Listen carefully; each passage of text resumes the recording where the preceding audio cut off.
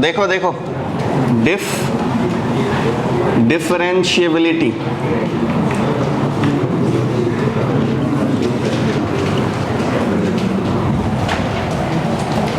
नया चैप्टर, बहुत जबरदस्त चैप्टर, एकदम छोटा तुच्छ सा चैप्टर, पर इससे क्वेश्चन आएंगे दो, कंटिन्यूटी और डिफरेंशिएबिलिटी दोनों मिला के जेईई मेन में संभावित दो क्वेश्चन। हाँ, 2 क्वेश्चन एक्सपेक्ट कर सकते हैं आप, लिमिट, कंटिन्यूटी, डिफरेंशिएबिलिटी मिला के। एडवांस में भी 2-3 क्वेश्चन एक्सपेक्ट कर ही सकते हैं। बड़ा ही बढ़िया चैप्टर है यार, ये क्यूट सा है। शुरू करते हैं। अच्छा, पहले कुछ थ्योरी सुन लो। एफ ऑफ एक्स, कोई एक कर्व ले लो y equal to f of x, किसी एक instant x equal to a पर, किसी एक instant x equal to a पर अगर कर्व में शार्प टर्न है, शार्प टर्न का क्या मतलब है? नुकीला मोड़, तो उस instant x equal to a पर कर्व को नॉन डिफरेंशिएबल कहते हैं। और अगर स्मूथ टर्न है तो उसको डिफरेंशिएबल बोलते हैं। मतलब ए इंस्टेंट पर अगर कर्व में स्मूथ टर्न मिले तो उसको डिफरेंशिएबल बोलते हैं, और नुकीला मोड़ मिले तो उसको नॉन डिफरेंशिएबल बोलते हैं। दूसरे शब्दों में, अगर किसी एक इंस्टेंट ए पर कर्व पर टेंजेंट डालो, एक ही टेंजेंट आता हो तो डिफरेंशिएबल बोलते हैं, और एक से ज़्यादा टेंजेंट आता हो तो नॉन डिफरेंशिएबल बोलते हैं। नुकीला मोड़ के केस में एक से ज़्यादा टेंजेंट आता है। नुकीला मोड़ समझते हो? शार्प टर्न, समझे?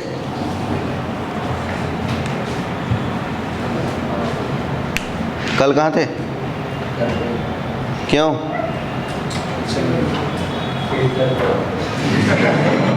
अरे पेट तो उसका दर्द देता है, इसका तो ठीक है। आपके मोहल्ले में कुछ गड़बड़ है क्या?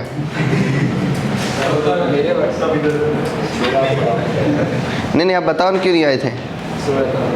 सोया था। वाह, आपके ले लिए पड़ी लकड़ी।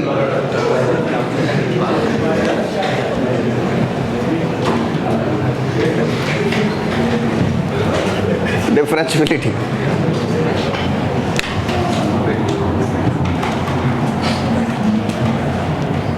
एक ग्राफ से ये चीज समझ लो। ये रहा y एक्सिस, ये रहा x एक्सिस। मैं ग्राफ बनाता हूं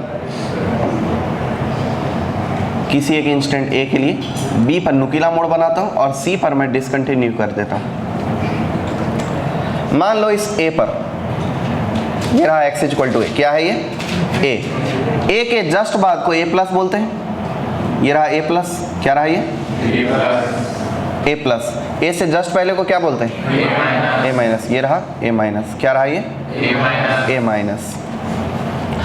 तो अगर आप a इंस्टेंट के लेफ्ट में टेंजेंट डालो या राइट में टेंजेंट डालो, टेंजेंट के स्लोप को ही डिफरेंशिएबिलिटी बोलते हैं। टेंजेंट के स्लोप को डिफरेंशिएशन बोलते हैं, डिफरेंशिएशन को डेरिवेटिव बोलते हैं, और डेरिवेटिव को डिफरेंशिएबिलिटी बोलते हैं। इसमें कोई दिक्कत? डिफरेंशिएशन बोलो या डिफरेंशिएबिलिटी बोलो या डिफरेंशिएशन बोलो, डेरिवेटिव बोलो, सब एक ही बात होती है। या स्लोप ऑफ टेंजेंट बोलो। ए पॉइंट पर स्लोप ऑफ टेंजेंट को क्या बोलते हैं? एफ प्राइम ऑफ ए का क्या मतलब है? अच्छा, यहाँ जरा ध्यान देखना। At x is equal to a, at x is equal to a, curve continuous की डिसकंटिन्यूअस? कंटिन्यूअस की discontinuous?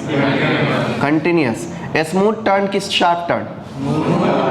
Smooth turn, smooth turn.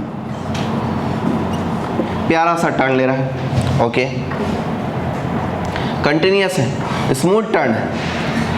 F prime of a का क्या मतलब होता है? Slope at x equal to a, यही मतलब होता है।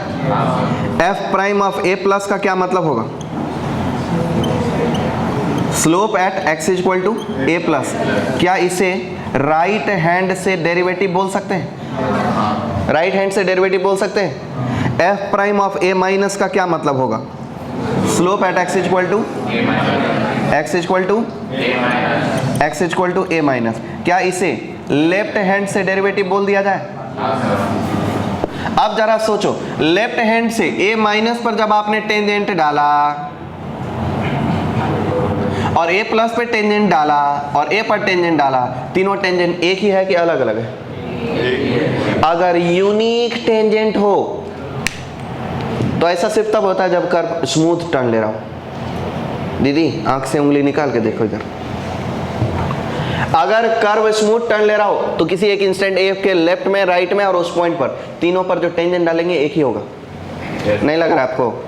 ठीक बोल रहा हूं मैं? ठीक बोल रहा हूं मैं? बिल्कुल ठीक बोल रहा हूं। ओके, तो फिर इस कर्व को डिफरेंशियल बोलते हैं। अब जरा सोचो, राइट हैंड डेरिवेटिव और लेफ्ट हैंड डेरिवेटिव दोनों इक्वल है क्या? इक्वल ही बोलेंगे ना दोनों को, दोनों ऑलमोस्ट इक्वल है, बात सही है, दोनों को इक्वल ही बोलेंगे। Right hand derivative, left hand derivative दोनों ऑलमोस्ट इक्वल है, तो दोनों को क्या बोलेंगे? Left hand derivative is equal to right hand derivative. तो अगर कभी left hand derivative is equal to right hand derivative रहे तो it's implies that f of x is differentiable at x is equal to a। बात समझ गए? और differentiation value कितना आएगा? जितना इस टेंजेंट का स्लोप है। कितना आएगा? जितना इस टेंजेंट का स्लोप है। बात समझे? नहीं समझे? समझ गए? अब चलो दूसरे कलर के मार्कर से बनाएंगे। ये x is equal to b, बहुत टेढ़ा हो गया पर b ठीक है। b के जस्ट बाद तुम जो मुझे तुम्हार,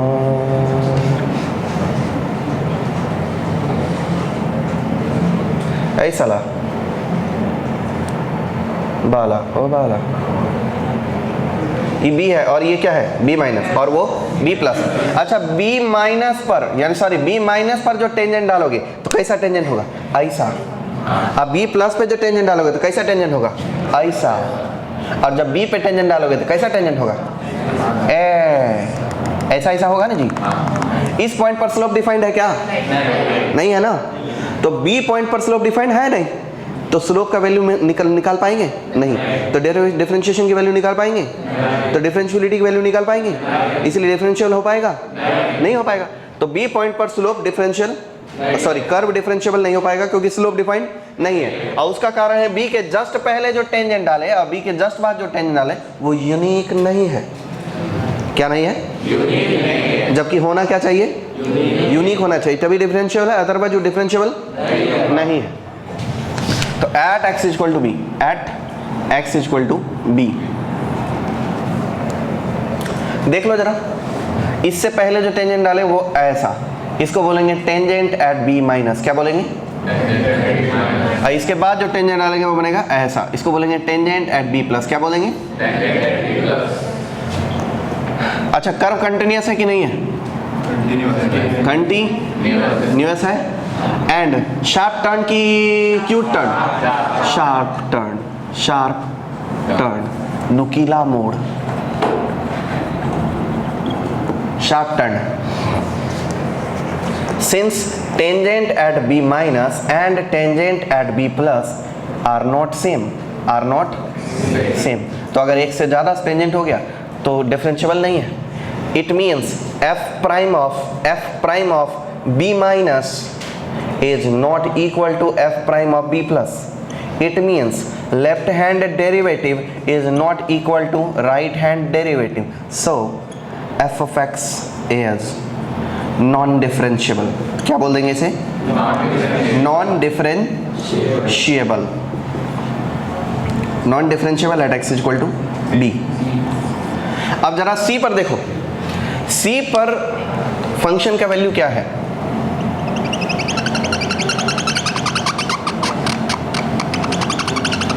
c पर फंक्शन की वैल्यू ये है। अब जरा सोचो, c पर अगर आप स्लोप का वैल्यू निकालने जाओगे डिफाइन कर पाओगे? c पर स्लोप का वैल्यू डिफाइन कर पाओगे? नहीं, क्योंकि c पर स्लोप ऐसा बनेगा, एक पॉइंट का स्लोप तो ऐसा होता है जी, ऐसा बराबर ना? एक पॉइंट का तो स्लोप ही डिफाइंड नहीं है। ओके, लेकिन c के जस्ट बाद स्लोप डिफाइंड है। c के जस्ट बाद स्लोप की वैल्यू कितनी आएगी? 0। देखो ना, ये क्या कहलाएगा? c प्लस, और ये क्या कहलाएगा? c minus. अब जरा c के प्लस पर स्लोप की वैल्यू कितनी? 0। c के माइनस पर स्लोप की वैल्यू कितनी? 0। At x is equal to c, curve क्या है? डिसकंटिन्यूअस है, और डिसकंटिन्यूअस कर्व कभी भी डिफरेंशिएबल नहीं हो सकता, क्योंकि सी पॉइंट पर स्लोप की वैल्यू डिफाइंड ही नहीं हो पाएगी। सी पॉइंट पर स्लोप की वैल्यू डिफाइंड हो पाएगी? But f prime of c is not defined. क्या है ये? Not defined. इसीलिए f of x is not differentiable.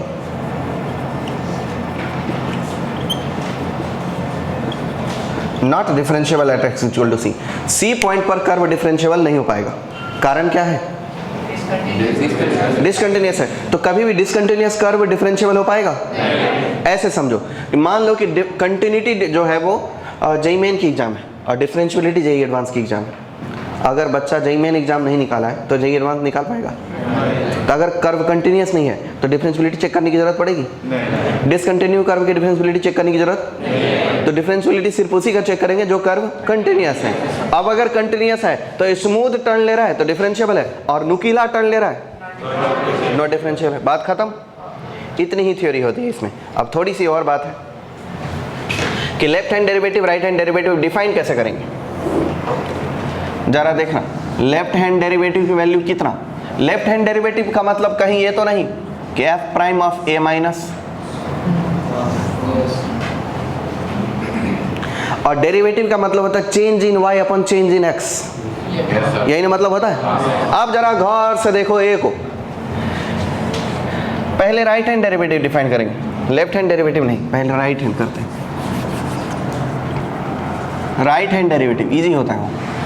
Right hand derivative at x equal to A.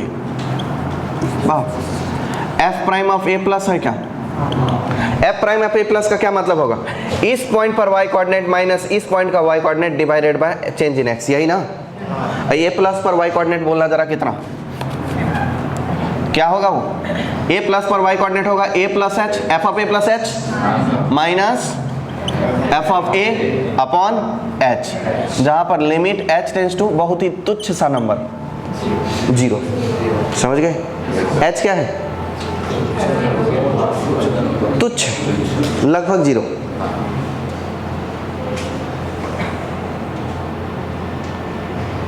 H tends to 0, f of a plus h minus f of a by h. ये हुआ right hand derivative. दूसरा है left hand derivative. अब आप बोल दो कि f prime of a minus, आप तो खुद ही सोच लोगे कि क्या होने वाला है।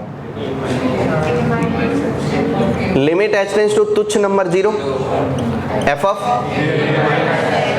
ए minus minus f of A upon, गलत हो गया? हाँ, एफ ऑफ ए पहले आएगा, एफ ऑफ ए पहले आएगा, क्या हो जाएगा? F of a minus f of a minus h upon H बराबर। और अगर वैसा लिखे थे तो माइनस एच लगाना पड़ता। ठीक है, ये हुआ लेफ्ट हैंड डेरिवेटिव, वो हुआ राइट हैंड डेरिवेटिव। अब रेयरली यूज फॉर्मूला, एकदम रेयरली यूज होता है, रेयरली यूजेबल, जो मैं कभी कभी क्वेश्चन में एक्सपीरियंस किया हूँ, इसलिए मैं बता देता हूँ कि अगर आपको एफ प्राइम ऑफ ए ही निकालना है, एफ प्राइम ऑफ ए निकालना है, तो उसके लिए आप क्या करोगे? ऐसा लिख सकते हो, f of a plus h minus f of a minus h, यानी ये वाली बात, एफ ऑफ ए प्लस पर function value minus f of a minus पर function value divided by change in x. Change in x कितना होगा? X में change कितना का आया? एच का कि 2h का? तो नीचे क्या लिखेंगे? 2h। Limit h tends to 0। अब इस पर आधारित एक सवाल लेता हूँ, question. If f of x is continuous and f of x is always equal to f of minus of x, oh sorry, f of x is equal to f of minus of x for all x belongs to real number, and f prime of 0 is defined,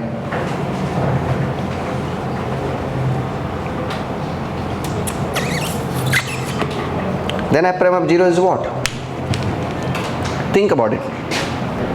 नहीं, मैं ये पूछूंगा, मेरे को इसका answer चाहिए।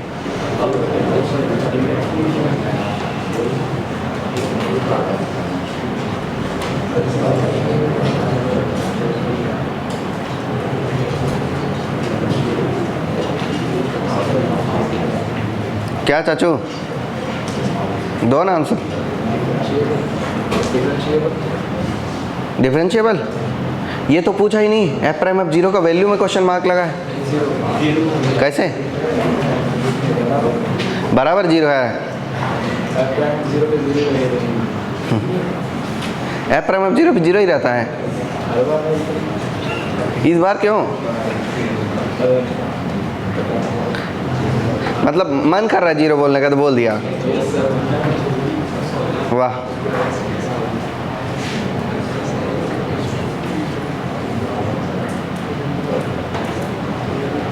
एक काम करो, 10 बार जय श्री राम बोलो।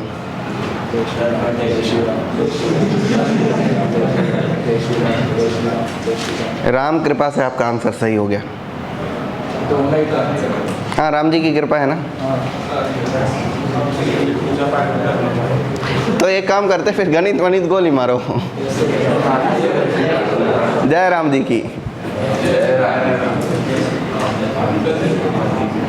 राम जी का चंदन लगाएंगे और जेई एडवांस का पेपर साला फोड़ के आएंगे। इस हिसाब से इंडिया के जितने पंडित हैं सबका ऑल इंडिया रैंक 1 आएगा। दुनिया के सभी एग्जाम की ऐसी तैसी बच्चे पढ़ रहे फालतू। ये मंत्र का जाप करेंगे और क्वेश्चन ही बदल जाएगा सामने स्क्रीन पर से, अचानक से वही क्वेश्चन आएगा जो इन्हें पता है।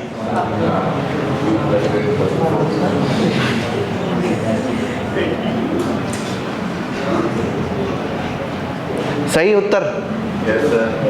अब तो राम जी की कृपा से सही हो गया जीरो, पर राम जी की कृपा से जरा सा लॉजिक बता दो मेरे को। मैं बताऊं? हाँ बताओ।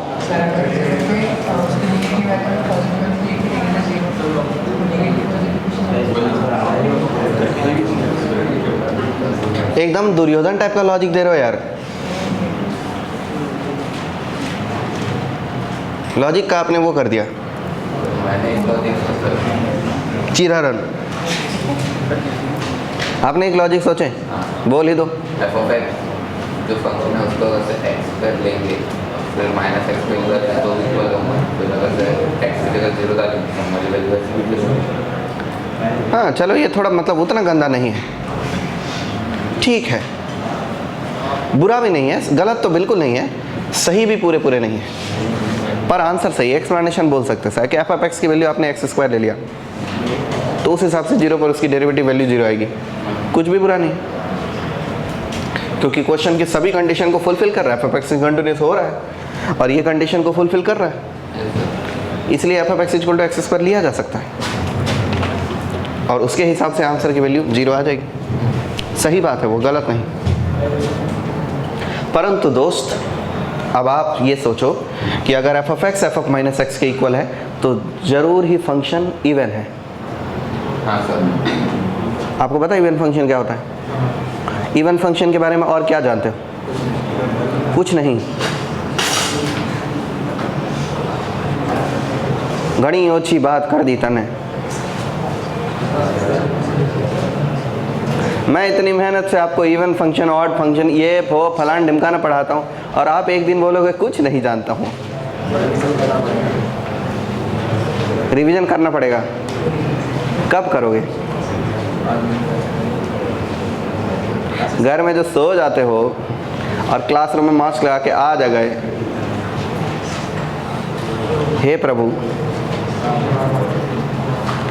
राम जी भला करे आपका। नहीं करेंगे वो नहीं करते ऐसी चीज़ों का भला हैं।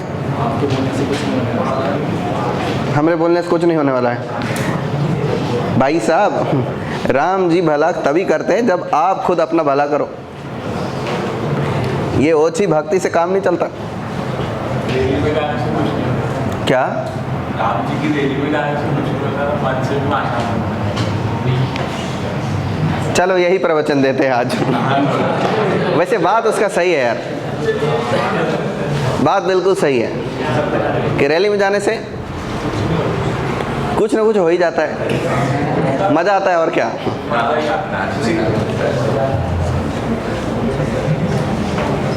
पर जो भी, मुझे तो अच्छा लगता है। लॉजिक अभी तक कोई नहीं निकाल पाए, मैं निकाल देता हूँ। F of x is continuous and f of x is equal to f of minus x, ये फंक्शन इवन है। और इवन फंक्शन का एक और प्रॉपर्टी होता है कि graph is symmetrical about x axis, graph is symmetrical about x axis. तो एक्स एक्सिस के अबाउट दो ग्राफ बनाता हूँ मैं, जो एक्स एक्सिस के अबाउट सिमेट्रिकल रहे। एक ग्राफ मैं ऐसा बना देता हूँ, ये भी सिमेट्रिकल है, सिमेट्रिकल है ना।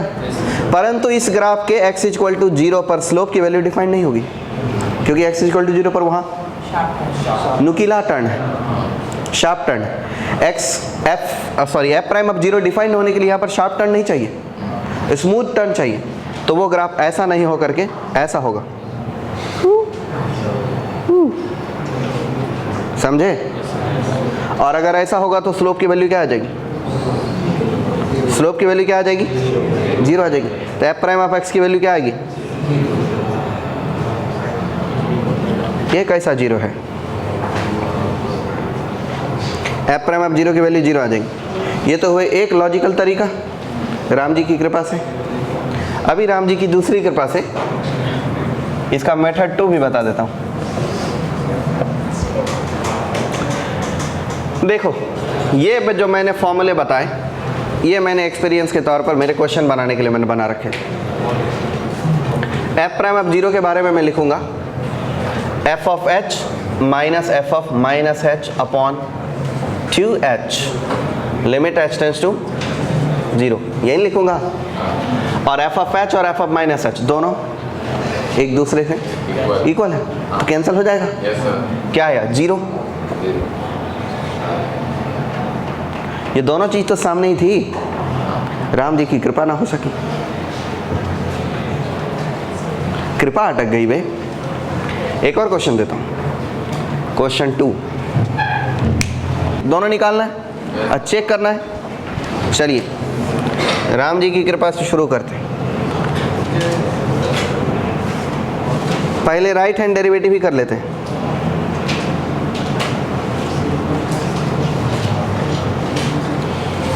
अब उसके नीचे न जा पाएगा वो, गया। फिर मेरे इसके क्या ही मतलब रह गया,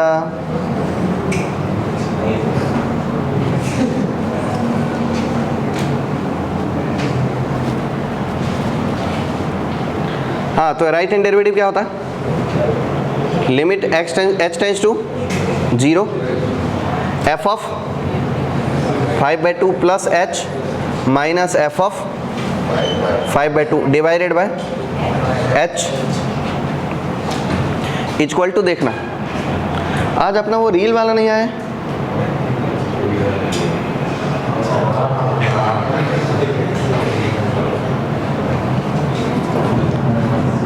5/2 प्लस एच डालो, x के बदले 5/2 डालो, क्या मिल जाएगा, 2 times of 5/2 plus h minus 5/2 यहाँ डालेंगे तो कितना हो जाएगा, 0 हो जाएगा क्या, ये इसका पावर हो जाएगा कितना, ओ भाई साहब 2/2, अभी तो 2x लिखे ना बस, 2x के बाद अपने को -5 भी करना पड़ेगा, -5 का पावर 3/5, और जब 5/2 डालेंगे तो कितना आएगा, 0, और डिवाइडेड बाय क्या डालना है, h लिखना है, लिमिट h टेंस टू 0। अगर ये बात नहीं भी देखेंगे तब भी चल जाता।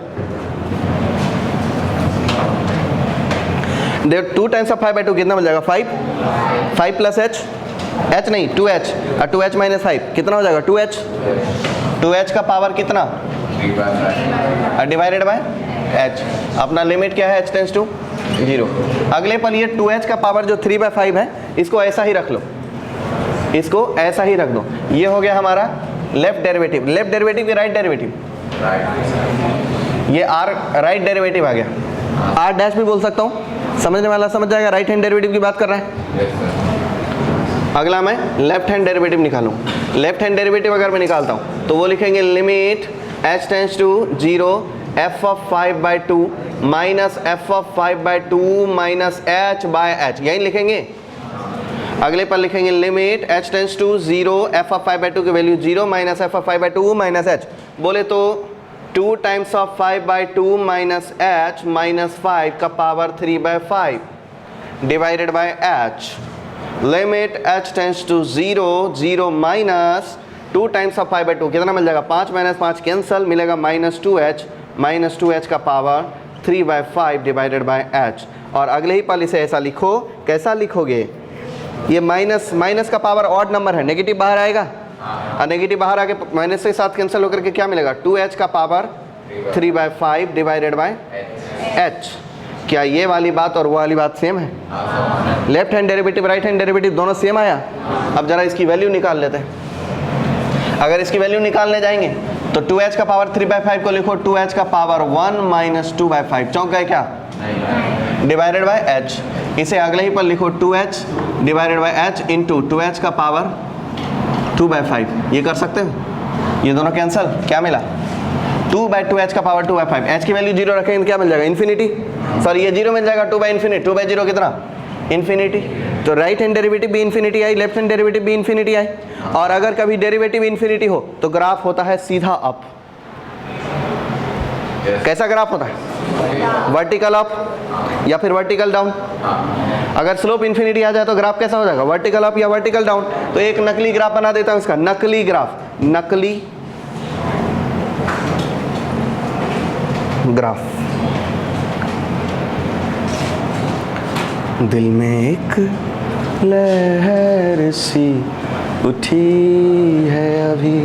5/2 रख दो, x के बदले क्या रखोगे? 5/2 कितना हो जाएगा? 0। एफ ऑफ एक्स की वैल्यू क्या हो जाएगी? 0। तो 5/2 को 0 से पास करेगा। और इस पॉइंट पर ग्राफ है वर्टिकल अप, तो ले जाओ। इसके इधर कुछ भी हो, इसके इधर कुछ भी, हमें कोई लेने देना नहीं है। अब देखो कि इस पॉइंट पर यानी 5/2 पर ग्राफ स्मूथ है कि शार्प है? स्मूथ है कि शार्प? स्मूथ है। स्मूथ है तो डिफरेंशिएबल कि नॉन डिफरेंशिएबल? तो क्या लिख देंगे? Differentiable. Differentiable at x equal to 5/2। ये पता लगाना था कि डिफरेंशिएबल है अथवा नहीं। अब लिखो पूरी बात। अब थोड़ी थोड़ी रूम ठंडा हो रहा है।